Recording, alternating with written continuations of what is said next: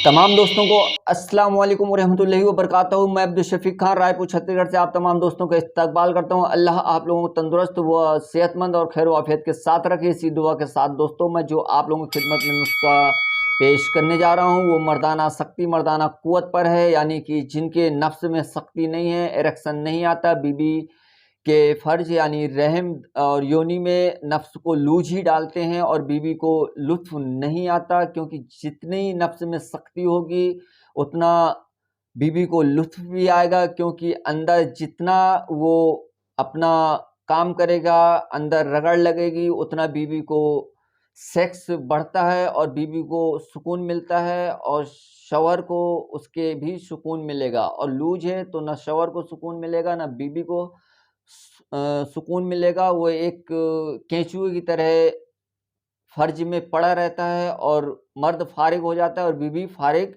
नहीं हो पाती, क्योंकि जितना शक्ति होगी नफ्स में उतना ही जल्दी ख़वातीन भी फारिग हो जाएगी और मर्द लेट फारिग होगा और लूज होगा फ़ौरन फारिग हो जाता है। तो आप शर्माएं नहीं, इलाज ज़रूर कराएं या करें हमारे नुस्खे जात से, तो इंशाल्लाह आपका जो शक्ति का मसला है और टाइमिंग का मसला है वो हल हो जाएगा। तो ये नुस्खा बहुत ही उम्दा है। परहेज़ लाजमी करें, खट्टी तली चीज़ें न खाएं और जिस दिन हम बिस्तरी करें उस दिन तो खट्टी चीज़ें न खाएं, चाय का इस्तेमाल न करें, मटन चिकन से दूर रहें, बाहर का जंक फूड जितना है उससे बचें। तो आपका जो इलाज है हो पाएगा। अगर आप परहेज़ के साथ दवा इस्तेमाल नहीं करते तो आप पैसा बर्बाद मत करें, आपका इलाज नहीं हो पाएगा।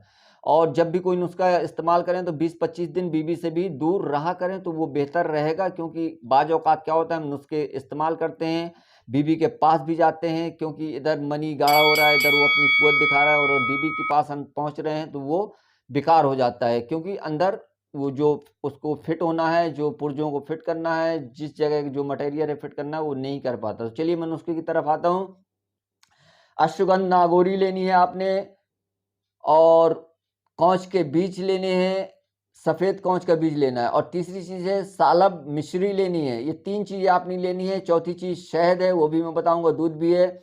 तो अब आपने करना यूं है कि अश्वगंध नागौरी आपने लेनी है 100 ग्राम ले लें। अश्वगंधा आपने 100 ग्राम लेना है और कौच के बीज आपने 120 ग्राम ले लें। उसके बाद कौच के बीज को आपने मुदब्बर यानी दूध में इनको बॉयल करना है। बॉयल करने के बाद जब बॉयल हो जाए और छिलका उतरने के काबिल हो जाए तो आप इसको उतार लीजिए, चूल्हे से आग से उतार लीजिए। उसके बाद इसका छिलका अलग करिए। अलग करने के बाद छिलके को फेंक दीजिए। दूध को भी ऐसी जगह फेंकिए कि कोई जानवर बिल्ली वगैरह न चाटे इसको, तो बेहतर होगा।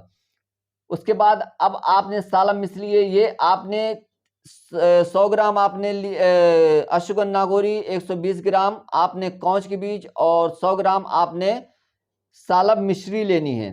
तो अब आपने अपने हिसाब से भी बना लीजिए, क्योंकि सालब मिश्री थोड़ी महंगी है। आप 50-50 ग्राम का बना लीजिए, यानी तीनों का एक दरदरा आटे की समान पाउडर सपूप बना लीजिए, एकदम बारीक मैदे की तरह सपूप बना लीजिए, अलग अलग पीसिए। उसके बाद एक चीज का, और सालब मिश्री जब भी आप लें पंसार दुकान से ओरिजिनल लें, क्योंकि आज के दौर में हर चीज डुप्लीकेट है। आलू की बना के सालब मिश्री बाजार में बेची जा रही है, ये चीज याद रखिएगा।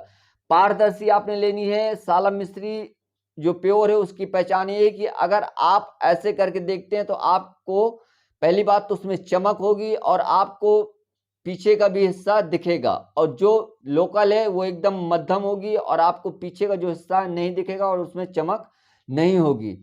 तो ये आपने लेना है। लेने के बाद इसको एकदम मैदे की तरह बारीक सपूप बना लीजिए। अब सपूप बनाने के बाद इसको आपने 3 ग्राम लेना है। 3 ग्राम इसको आप ले लीजिए। सुबह खाना है ये, शाम को नहीं लेना। 3 ग्राम ये सपूप लेने के बाद अब इसमें आपने 10 ग्राम शहद, खालिस बाजार की शहद नहीं चलेगी, आपने प्योर शहद लेनी है। बाजार की शहद आप लेंगे नुस्खा काम नहीं करेगा। शुगर का पेशेंट इस्तेमाल न करे। 10 ग्राम शहद मिला के इसका पेस्ट बना के और आपने 1 गिलास दूध ले लें। हल्का सा मामूली नीम गर्म दूध रखें और इसमें घोल के इसको पी लें। सुबह खाली पेट इसको पी लें तो इंशाल्लाह आपकी जो मर्दाना कुव्वत है, मर्दाना शक्ति है, वो बहाल हो जाएगी और आप अपने बीबी के साथ मुबाशरत के वक्त लुत्फ उठा सकेंगे और अपनी बीबी को भी सुकून दे सकेंगे। तो ये आज का मेरा नुस्खा था। चलिए मैं आप लोगों से इजाज़त चाहता हूँ। अल्लाह हाफिज।